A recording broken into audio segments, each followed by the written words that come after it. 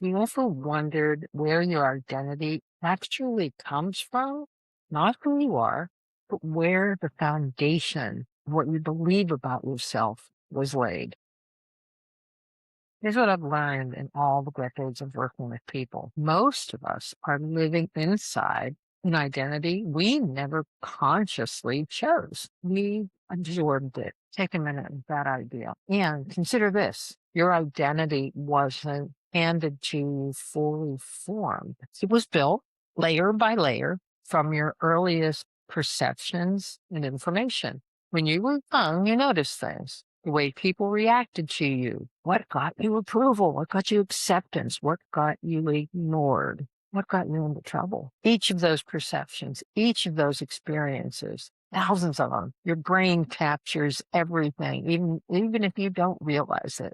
But each of these became the data.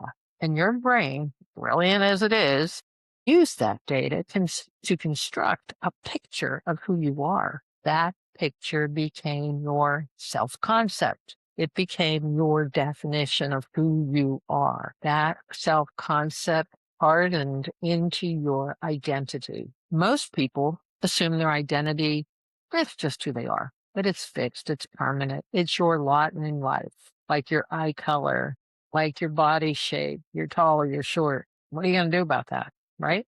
But that's not what psychology tells us. Perception creates self-concept. Self-concept becomes your identity. The problem isn't that this process happens. The problem is nobody ever taught you to question it. So you walk around 30, 40, 50, 60 years old, still operating from the perceptions you picked up when you were 4, 5, 6 years old. How is that even possible? Possibility aside, it's actual how our sense of self forms. In the life rewrite system, I see this all the time. Someone comes in, they feel stuck, they keep repeating patterns, and they just believe there's something wrong with them, or that's who they are.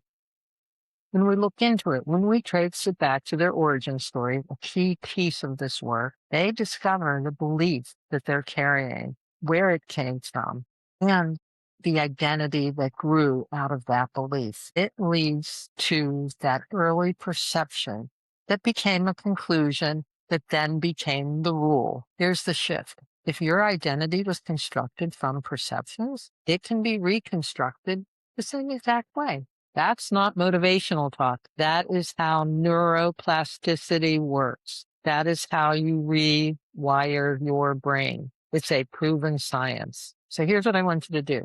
Notice one perception that shaped you and ask yourself, is this really who I am? Or is this who I learned to be? Because once you see it, once you see that blueprint, you can rewrite it.